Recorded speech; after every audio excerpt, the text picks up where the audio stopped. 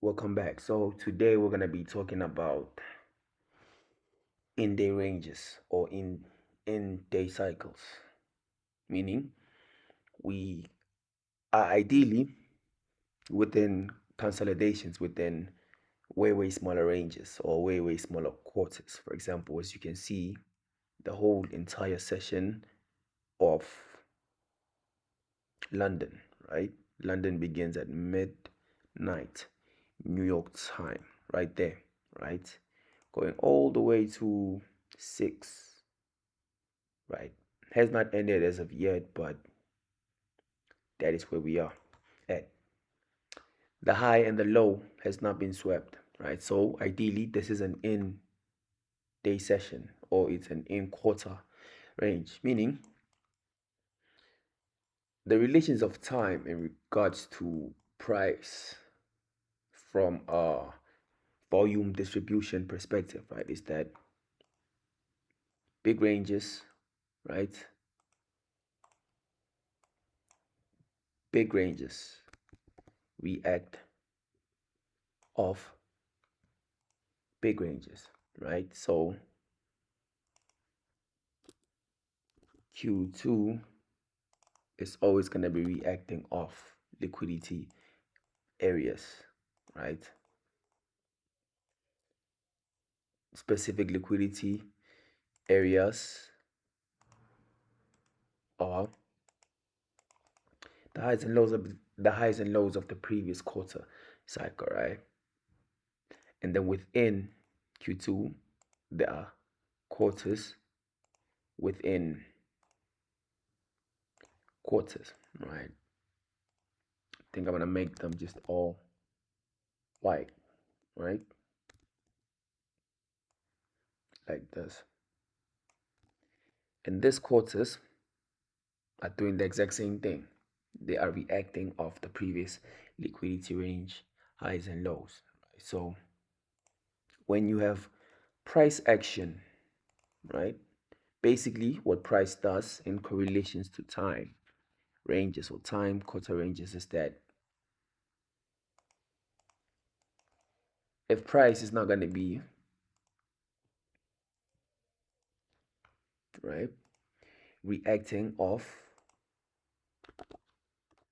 a higher time frame cycle, right? Liquidity range, it is going to be reacting off external ranges, right? So it's ideally internal to external. Until price seeks liquidity, it's within an internal range from a higher time frame quarter range, right? The same way days are within a week. So days are internal ranges of a week, right? Sessions are within a day, so therefore sessions are internal ranges of a day, right? 90-minute cycles are within sessions, so they are intraday cycles or intraday ranges within a session, right? So ideally, what this indicates to you is two things. We are either within, right, a range or lower time frame. So this is basically an indication of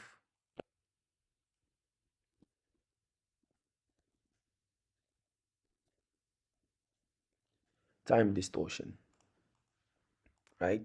And time distortion ideally happens when we are about to have upcoming influential news events. So we'll say red folder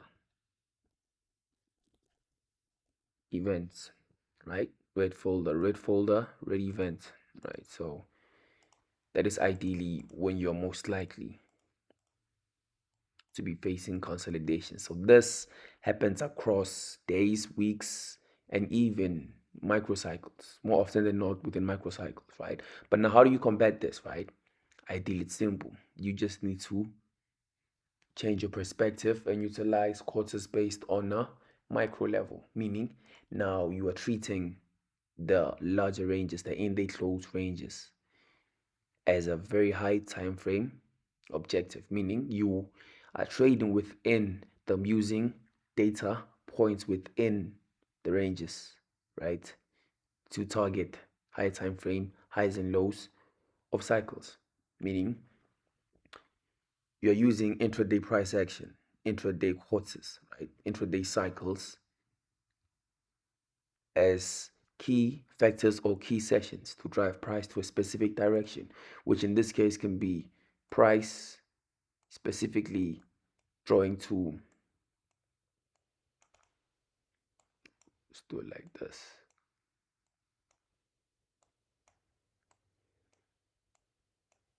price opening up, specifically drawing low, right, not even sweeping the previous quarter range high time frame, right, but only sweeping internal liquidity, right. Internal liquidity is basically, in the simplest context, right, for narrative, is liquidity ranges, it's lower time frame liquidity, right. This is higher time frame cycle, so this would be a lower time frame cycle liquidity.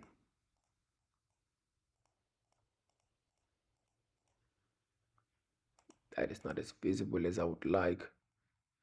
Yeah, so basically you're trading quarters within quarters, right. The logic is ideally very simple. It's just that it's very hard to trust when you ideally lack experience, right? So my advice to you is just try, go look for this, and your main goal is to prove that I'm incorrect, right? Because that's ideally how you learn, right? So to explain this based on live data markets, right? This right here from 6 p.m. New York time, right?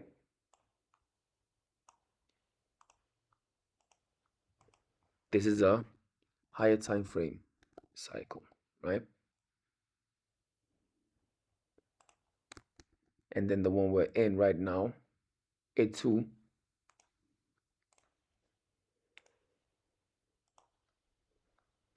is a higher time frame cycle. Notice the high and the low. Let me just do it like this.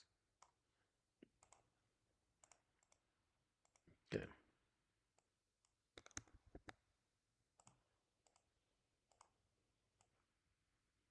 Okay. It's a higher time frame cycle, right?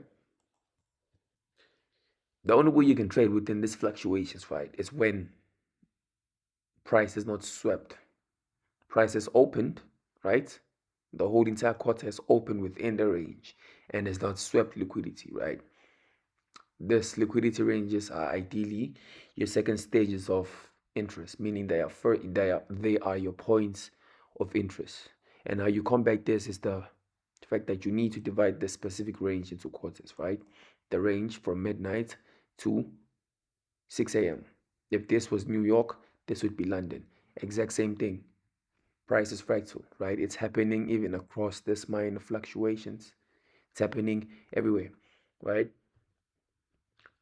Does not really matter the time frame. So, look, when you're within this minor fluctuations, your higher time frame cycles, right, remain your higher time frame cycles, but in this case, they are best case scenario objectives, right? Now, your lower time frame cycles. Lower time frame cycles are the ones that are within the ranges, right? This one's like this. I'm not going to be using traditional colors. It's just for annotation for now, right? Then this can be Q2. This then becomes Q3. This lower time frame quarters, right?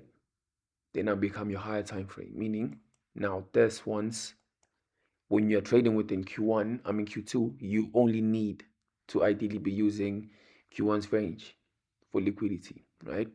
You can use this in terms of market correlations, whereby you look for liquidity highs and lows of previous quarters to be swept, right? So this one's now become your higher time frame higher time frame, higher time frame, right? And then the ones within the ranges, like this, the quarters within the quarters, right? This one's become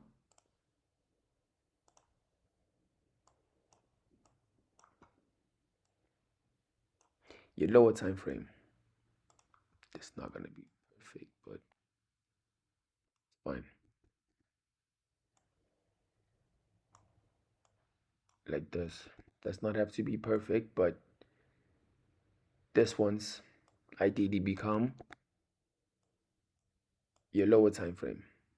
It's not aligning perfectly, but hopefully it is all making sense, right? So ideally, the reason I'm trying to explain this right now, right, is you need to switch up in perspective of time frames. The 1 minute time frame, the 1 minute time frame, the 5 minute time frame, the 1 hour, the 50 second, the 10 second, the 5, the 1. They are all just one time frame, right? Meaning price is fractal. The same things are happening. The only difference is the higher the time frame, the more influential it will be in regards to fundamentals like grateful the news events and worldly things. You understand? So hopefully this video made sense, and yeah,